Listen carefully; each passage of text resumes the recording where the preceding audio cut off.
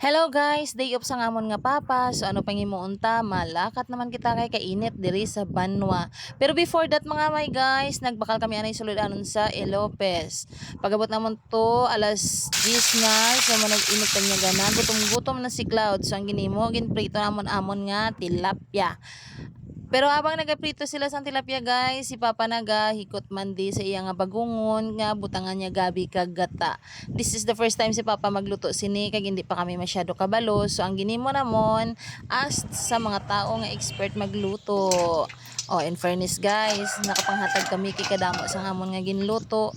So, nakasudan man ang tanan.